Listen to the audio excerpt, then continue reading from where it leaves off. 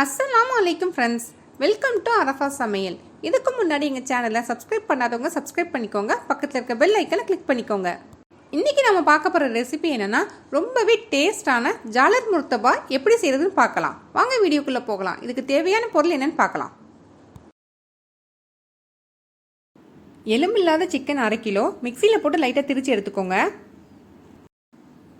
பெரிய வெங்காயம் 2 எடுத்து சின்னதாக கட் பண்ணி வச்சுக்கோங்க. தக்காளி 2 எடுத்திருக்கேன், அதையும் குட்டியாக கட் பண்ணி வச்சுக்கோங்க. இஞ்சி பூண்டு பேஸ்ட் 1½ டேபிள் ஸ்பூன். காய்கறி தேவைப்பட்டால் சேர்த்துக்கோங்க. சிக்கனில் மட்டும் பண்ணாலே ரொம்ப டேஸ்ட்டாக இருக்கும். நான் இன்றைக்கி காய்கறி சேர்த்து பண்ணுறேன். கேரட் 150 கிராம், முட்டைக்கோஸ் 150 கிராம். எவ்வளோ சின்னதாக கட் பண்ண முடியுமோ அந்தளவுக்கு சின்னதாக கட் பண்ணிக்கோங்க. பச்சை மிளகாய் 1 எடுத்திருக்கேன். மல்லி இலை கொஞ்சமாக எடுத்து சின்னதாக கட் பண்ணி வச்சுக்கோங்க. பெரிய உருளைக்கிழங்கா 2 எடுத்து வேக வச்சு வச்சுக்கோங்க. மஞ்சள் தூள் 1/4 டீஸ்பூன், மிளகுத்தூள் 1½ டீஸ்பூன், சோம்புத்தூள் 2 டீஸ்பூன், சீரகத்தூள் 1/2 டேபிள் ஸ்பூன், மிளகாய்த்தூள் 2 டேபிள் ஸ்பூன், உப்பு தேவையான அளவு. ஸ்டவ் ஆன் பண்ணி ஒரு கடாய் அடுப்பில் வச்சுட்டு கடாய் சூடானதும் அதில் 2 டேபிள் ஸ்பூன் ஆயில் சேர்த்துக்கோங்க. கட் பண்ணி வச்சிருக்க வெங்காயத்தை உள்ள சேர்த்துட்டு அதோட கலர் லைட்டாக மாறுற வரைக்கும் நல்லா வதக்கி விட்டுக்கலாம். இப்போ கட் பண்ணி வச்சிருக்க தக்காளி உள்ள சேர்த்துக்கலாம். தக்காளி நல்லா வதங்கினதுக்கப்புறம் இஞ்சி பூண்டு உள்ள சேர்த்துக்கோங்க.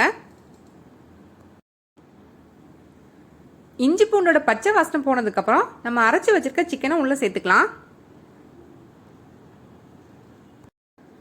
நம்ம எடுத்து வச்சிருக்க எல்லா மசாலையும் உள்ளே சேர்த்துட்டு நல்லா கலந்து விட்டுக்கோங்க.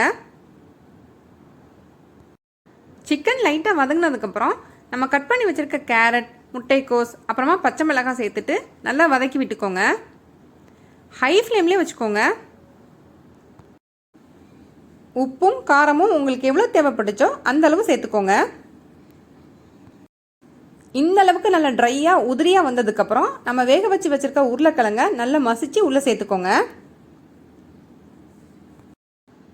கடைசியாக மல்லியில தூவிட்டு ஸ்டவ் ஆஃப் பண்ணிவிட்டு நல்லா கலந்து விட்டுக்கோங்க.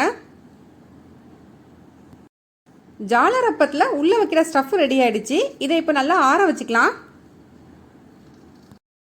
ஜாலர் அப்பம் எப்படி செய்கிறதுன்னு வீடியோ போட்டிருக்கேன், அதோட லிங்க் டிஸ்கிரிப்ஷன் பாக்ஸில் கொடுத்துருக்கேன். ஜாலர் அப்பமும் அதுக்குள்ளே வைக்கிற ஸ்டஃப்பும் எடுத்து வச்சுருக்கேன். ஒரு பிளேட்டில் 1க்கு மேலே 1 2 ஜாலர் அப்பம் எடுத்து வச்சுருக்கேன். ரெடி பண்ணி வச்சுருக்க ஸ்டஃப்பை கொஞ்சமாக உள்ளே வச்சுக்கோங்க. இதோட 4 பக்கங்களையும் இந்த மாதிரி மெதுவாக மடக்கி விட்டுக்கோங்க.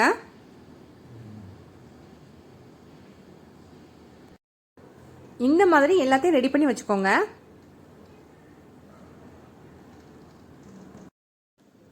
கொஞ்சமாக நெய் அல்லது ஆயில் எடுத்துக்கோங்க. 2 முட்டையை நல்லா பீட் பண்ணி வச்சுக்கலாம். ஸ்டவ் ஆன் பண்ணி ஒரு பேன் அடுப்பில் வச்சுக்கோங்க. பேன் சூடானதும் அதில் கொஞ்சமாக நெய் சேர்த்துக்கலாம்.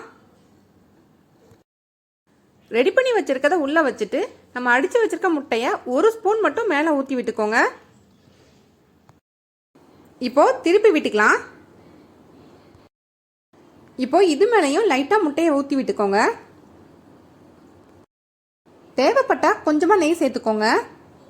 நல்ல சமந்து வர வரைக்கும் 2 பக்கமும் திருப்பி திருப்பி விட்டுக்கோங்க. இப்போ நமக்கு சூப்பரான ஜாலர் முர்த்தபா ரெடி ஆயிடுச்சு. ரொம்பவே டேஸ்ட்டாக இருந்துச்சு. இதை நீங்கள் வீட்டில் கண்டிப்பாக ட்ரை பண்ணி பாருங்கள். ட்ரை பண்ணி பார்த்துட்டு உங்கள் ஃப்ரெண்ட்ஸ்க்கு ஷேர் பண்ணுங்கள். இந்த வீடியோ உங்களுக்கு பிடிச்சிருந்துச்சுன்னா லைக் பண்ணுங்கள், ஷேர் பண்ணுங்கள், கமெண்ட் பண்ணுங்கள். எங்கள் சேனலை சப்ஸ்கிரைப் பண்ணுங்கள், பக்கத்தில் இருக்க பெல் ஐக்கனை கிளிக் பண்ணுங்கள்.